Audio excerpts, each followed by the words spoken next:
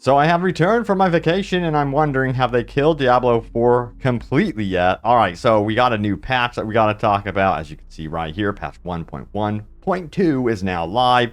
We're going to go over some of the notes. There's not much there, to be honest with you, some bug fixes, things like that. But also, there's been some issues with the game. Some key features have been disabled recently. We're going to talk about a possible Diablo 4 redemption arc. Is it possible? Could we see this game redeemed like Cyberpunk 2077, or will it fall flat on its face? I got to talk about this one with you all. And then, yes, we're going to get into some other stuff as well. And also, I cannot forget a very special thank you to my bro Ryan for doing some Diablo 4 videos while I was away. I mean, he did an absolutely fantastic job, so thank you, Ryan, so much for doing that. But let's start out with the official stuff. Man, let me tell you what, since my vacation, I've noticed that a lot of the community management team, the developers have gone very, very quiet out on social media, which is telling me something. Yeah, so we're going to talk about the new patch, which just released. Here are some of the patch notes over on the Blizzard website. It says gameplay updates. The wait time for malignant monsters to spawn after activating a malignant heart in the world has been reduced from 5 to 2 seconds. Now, players are now in the trade channel by default, by the way. Navigate to the in-game settings to opt out. And then there's a bunch of bug fixes, of course, requests, user interface, miscellaneous, blah, blah, blah. So you can go over that stuff yourself if you want to. But interestingly, they added people into the trade chat by default. But get this. Yes, check it out. Blizzard suspends player trading due to gold item dupe exploit. No word when that will be returning. Probably will return through some sort of hot fix, but it's kind of like odd timing, of course, with what is happening with the official patch today. But we also have an unpopular opinion, but I wish trade would just stay disabled forever. This comes from Complexity X. Let me know if you agree with this one or not. It says, or make it similar to Diablo 3, only tradable to same party within a few hours. You can call me narrow-minded, but I really hate it when I know full well that the game I play is filled with crap tons of real money trade or stuff. They half-assed this aspect led to what we have here, dupe, exploit, and real money trade.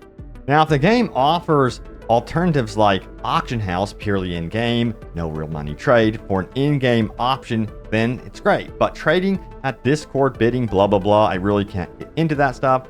So that's why you can call me narrow-minded, but I just don't like the aspect at all and wish it would be disabled trading forever, or at least disable gold trading completely. Okay, I'm ready. You can flame me now. I just want to get it off my chest. Every time my friends talk about trading in Discord official community, I just cringe hard. Maybe it's just me. Let me know what you guys think of this one. Now, there are some replies here. It says, couldn't you just tell yourself Diablo 4 has no trading and get the same result? The game doesn't force trading in any form. I've never made a single trade myself. As far as I'm concerned, Diablo 4 doesn't have any trading. LOL. Has 413 upvotes. So this is quite a discussion. We have a reply here. It says, well, the problem is someone will be duping, botting, and buy items for billions of gold. Market will be flooded with free gold. Last chances. Enchant price will be addressed. This can directly affect me even if I'm not trading. Now, we have also a question. How is it that some people having a lot of gold influences your gameplay? This is fascinating. Stick with me. He says this. He explained it very well. Because of the influx of duped gold, he sees Blizzard raising the prices of things like enchanting, which does directly affect his and everyone else's game. I agree with him. Get rid of trading or actually ban the cheaters. Either way, the game stays intact for me. And then we have this. I really doubt that they will change in-game prices and affect 99% of players because of 1% exploit and having lots of money. The 1% will have insane gear, so what? You seem to think that the majority of people who are casual players are really into exploiting money. Not even most non-casuals still don't care about the exploit. And Product of 2020 says, you really think Blizzard doesn't balance gameplay around the top 1% of players? They actually do. Not just Blizzard either, just about the entire gaming industry has long balanced difficulty and other gameplay options to account for the top players so they don't break the game. That's actually a really good point.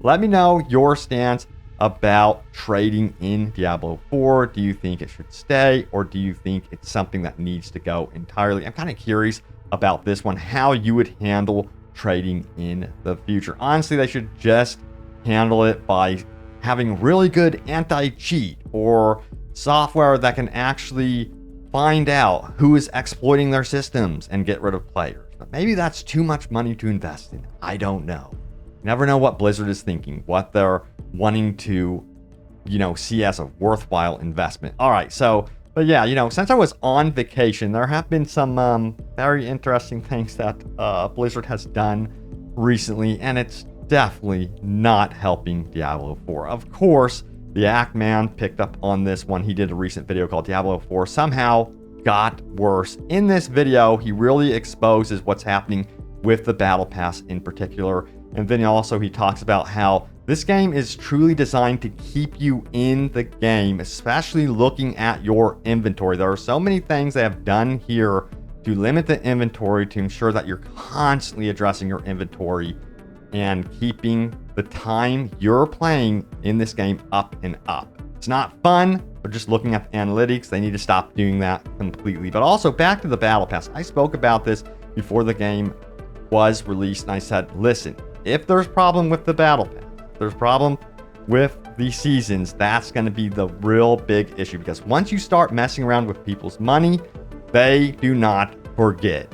We've got so much negativity going on around Diablo 4, and trust me, it's understandable negativity, especially, that recent Diablo 4 dev playthrough. I don't even want to get started there and talk about that one, but dear God, that was rough to watch for sure. I got home from my vacation, started watching. I'm like, oh my God, I don't even know if I want to sit down and watch it, and it was rough to witness. But yeah, it makes me wonder, could we see a possible redemption arc for Diablo 4? Is that actually something that could happen? In fact, could it be like Cyberpunk 2077, which is seeing a very nice redemption arc currently? Can they pull off something amazing with Phantom Liberty and that expansion for Cyberpunk 2077? Or is this going to be heading in the path of Star Wars Battlefront 2? Remember, EA removed all microtransactions from Star Wars Battlefront 2. I remember covering that one. And man, I was absolutely gutted with what they did with the microtransactions in that game. Now, when I look at Diablo 4, one thing that this game has that Cyberpunk 2077 did not have is microtransactions, is a battle pass. They are definitely messing with people's money, and that's when people really are not forgiving or forgetful. And you have a tougher time with people returning to your game when you start messing with their money. And Act Man's video talks clearly about what they're doing with the Battle Pass currently, and they're doing some very shady stuff with the Battle Pass. You guys can check out his video. Let me tell you what, I told you, if they start messing with people's money and they start playing around with it, people are not going to return to the game. You can do as much as you want, try to improve the game. It's going to be very difficult for people to be forgiving in that way. So yeah, they're going to have to fix that and address that first and foremost, because I just cannot believe they even have that in the game. Based on the history of the gaming industry, there's an entire map laid out for you, Blizzard, on what to not do. So it's just like crazy to me that they thought, oh, these are just stupid gamers, they'll never notice that. That's how it feels, at least to me. No, these are very intelligent people playing your game. You can't do this to them. They're gonna figure it out, and they're gonna stop playing your game because there's other offerings on the market. You got Baldur's Gate 3, which can be played offline, no microtransactions, has tons of content. There are developers willing to put the work in and not be scummy. All right, but we also got to talk about what efforts Blizzard can do to kind of correct this. Is there hope? If there is any, maybe they can do what they're doing with Diablo 3. You have a Diablo 3 public test realm, which was announced very recently, and on their Blizzard website, they do go into some details about what to expect from this. I'm still on the fence about a public test realm, of course, because they're kind of still asking you to essentially be a beta tester or an unpaid beta tester. So if they do a public test realm for Diablo 4, there has to be some sort of major rewards in game. After the test realm is over, you still get something really, really cool permanently in Diablo 4, because in my opinion, that's still work. Like taking surveys, giving feedback, that's actual work.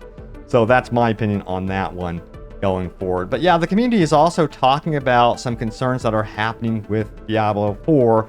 noticing new server issues, that things feel like it might be falling apart. Check out this post right here. It says the rubber banding and ice skating is getting absolutely ridiculous. And we scroll down here, it says, as others have pointed out, the game is starting to be quite literally unplayable because of this. As a rogue, I cannot cast a single dash, shadow step, or evade without either rubber banding, ice skating, or hitching every single time. This is nuts. The betas were both fine and launch had some lag here and there, but nothing like this. And before you ask, no, it's not my setup or internet. Got a 380 Ti and Core i9, average minimum 100 to 120 frames, most games maxed. With Diablo 4 on medium, I still receive the same lag. I have 550 megabits down, 250 megabits per second up. It's not my internet. Same issues with my Series X, which breezes through every single other game I own. What is the problem? How is the game is lagging this much? I want to play, but this is currently the only thing making me not want to because it's making me not able to. I've died to lag spikes 3 times since the patch. I haven't died a single time before that. Any input or helpful ideas? I'm at a loss, and this is frustrating given how big of a company Blizzard is with the resources. This should absolutely not be a problem. 100% agree with this one. He has some edits in here as well, but yeah, let me know. Are you guys currently experiencing any problems with lag and rubber banding? This is a big discussion, one of the top discussions out here on the Diablo 4 subreddit. We do have some interesting replies. Check it out. It says, I'm not surprised they scale cloud hardware with player count. They are in loss prevention mode right now. Can't be surprised that they scale down resources. Oh my God, that's definitely a good theory right there. And then we have this reply. It says, as an engineer working on this kind of stuff in my job, this looks like another example of simply bad engineering on their side. Like you said, it's probably a messed up implementation of auto-scaling across regions based on user demand. That's why it happens on some connections, but not on others, e.g. sellers. They are routed differently, routed differently, and balancing across instances isn't done properly. It's really baffling how a AAA company can mess up basic things like this so badly. So, yeah, it seems like they're having difficulty for some weird reason. I don't know, connecting between the servers. Of course, they have mentioned how like each region is on its own server. You can see that when you cross like a border and then go back and forth and cause like an instance to reset or an event to reset. So in my opinion, I have so many opinions about this. Again, like I've said, if you're a developer and you're new to like open world games or this type of technology, start small and then expand. I always look to games again like Metro Exodus having hub spaces and hub worlds. It all doesn't necessarily have to be seamlessly interconnected as long as it feels big and it looks beautiful and it works. So yeah, that's my opinion to start there if you're very new to like an open world type experience, and then build upon that in your franchise with more iterations of your game. That's just how I view it. Play it safe. But yeah, we also have a PSA out here as well. It says, complete all open world content you intend to do by level 75. Lack of scaling ruins it. This is another big discussion. They did some adjustments to the open world leveling and scaling of monsters. And a lot of people are like, please revert it back to how it was. It makes the open world completely pointless. It says this right here, at least do renown, strongholds, etc. before it becomes super easy and grants less experience. The only exception is Hell Tides and World Bosses. Even Legion events scaled down. Hopefully they will revert this awful change, but until then, it says here, I'm confused by all the people who save this content until it provides zero experience. For me, the best time to do open world is when I hit World Tier 3, World Tier 4, and need easier content while I get Sacred Ancestral drops. To be clear, this isn't only about the challenge or experience. The loot absolutely sucks with incredibly low item levels when killing level 75 enemies. So they've created a whole new problem here with this update to leveling and scaling with these monsters. It says, I try to be play the game you have kind of person, so the workaround is to only do open world stuff during a Hell Tide. This works for quests and Legion events, but not strongholds. So yeah, you can see that this is developed into a new problem and needs to be reverted. And speaking about problems, and ideas. The community has quite a few of those. Here's just some of them. This is a great one right here. From Easy937, who says, what we need right now. I love this, being able to look at the item just from your inventory and know if it's better or an improvement to what you currently have without highlighting over that item. It's such a simple, small improvement, but I think it would make managing your inventory a lot quicker, which I'm sure that Blizzard hates hearing that. But hey, whatever makes the game fun and enjoyable, just do it. That's what I say. Now, we're going to go over your top comments from not my previous video, but my bro Ryan's previous video. Special thank you again to Ryan for taking the time out and creating the content here on Overworld Games while I was on vacation with my fiance. Thank you so much, Ryan, for doing that. Like, it meant the world to me because, you know, I didn't want to go on vacations. I've gone on vacations before with my laptop and I still worked. You know, I've always operated that way. I just can't do that. Like, I needed a break anyway. I was like, listen, man, I'm going to lose my mind.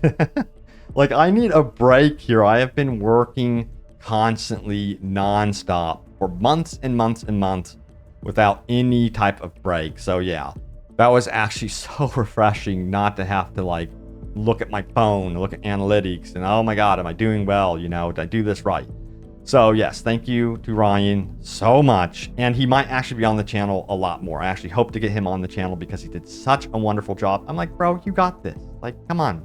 You know what you're doing. Clearly he does. So thank you again. So yeah, what was Ryan's most recent video about? It says problems after latest patch, hotfix coming, replayable campaign, and more. It's a good one. Watch it. And he had a comment here about taking over the channel. He was slowly taking it over.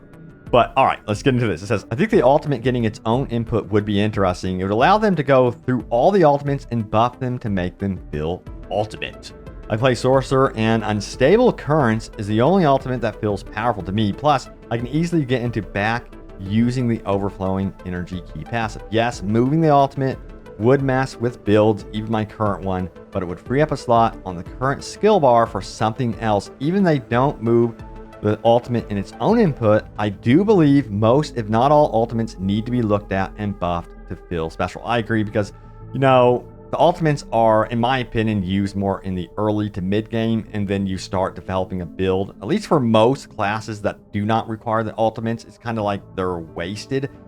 Of course, I don't want ultimates being viewed as an absolute clutch where it's like, oh, no matter what, I have to use them. That's another thing that can be detrimental to the game, but they're so cool. I want them to be more valuable. It'd be neat if they can find a way to connect the ultimates with the current abilities that you have in some way, shape, or form. You know, again, I always look to Anthem having that really cool combo system where you can actually like charge up abilities and then trigger them. I always love that sort of thing. So I don't know. That's just an idea I'm throwing out there, of course. But then we have this one right here. It says, talking about replaying the campaign. I did like the end of the campaign as it was sort of a boss rush. It'd be cool to have a survival mode or gauntlet mode or something like that to fight through bosses. I think more bosses and similar events would be a lot of fun. Yeah, you know, I did see another Reddit post about that. You know, they advertised like, oh my God, this game's going to have like 100 bosses, but people quickly discovered that there were redundancies with a lot of the dungeon bosses. I just think they need to add in the campaign bosses as soon as possible into like Nightmare Dungeon rotation, have really cool, of course, sigils that can introduce an influx of bosses like you're mentioning to make it more challenging. So yeah, there are definitely things they could do to make, I think, Nightmare Dungeons especially interesting in terms of bosses. Next up, we have Greenhead24, who says, I find it amazing how no one seems to mind not getting any stronger gear when you could max out your gear by level 80. Again, like I said, they need to revisit the in-game loot pool, the in-game gear. It's one of the bigger issues with the game. Then we have this one right here as well. Love the idea of scrapping kit. It breaks up the game too much to stop killing monsters just to go scrap some boring equipment, taking up space. I prefer to have available for better drops. Yeah, this whole thing of like constantly managing your inventory, again, I just feel like they had some sort of analytics specialist from their other franchises that told this development team, you know what, we need to keep these guys in the game because we have, investment meetings and we need to show how much time people are playing to encourage investors to stick around, blah, blah, blah, blah. I really do strongly believe that that's kind of what happened behind the scenes with Diablo 4. It's such a shame when corporate speak and corporate talk gets so heavily involved with game development. It's just, man, such a bummer. This is one of the reasons why the Baldur's Gate 3 team, Larian, absolutely refused to be acquired because of this BS. But anyway, yeah, back to your top comments. Let's do this. So we have this one right here from Chaotic, who says, pets would be very useful to have in Diablo 4. Some pets cosmetics to chase and give players something to do other than dungeons. On the item scrapping topic, we have a separate bag for materials that we get from scrapping the items in town. Blizzard can easily implement a scrap option in our inventory instead of marking the items as junk. The same function can be changed to scrap the items. Yeah, so it's this whole issue of heading back to town consistently and constantly. I get that perhaps part of the development team wants you to consistently enjoy the towns that they have created and that sort of thing, but when it comes down to just inventory management, that's the problem. Constantly being pulled out of the experience to do these mundane tasks and stuff like that is the issue. You even see it in the season journey. A lot of the mundane tasks they're forcing you to do for literally no story reason beyond just doing stuff.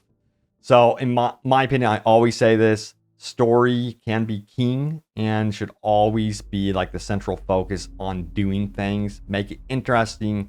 Give us an interesting reason to do stuff, There it is. Thank you all so much for watching.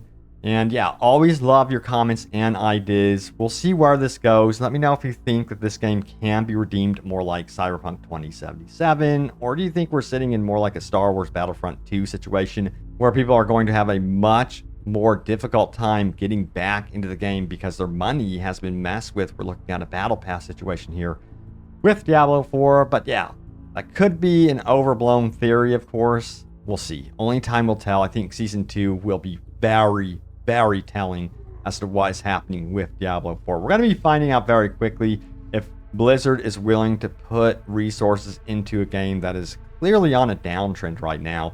But thank you so much for watching. Stay tuned here for more, and I will see you all next time. Take care.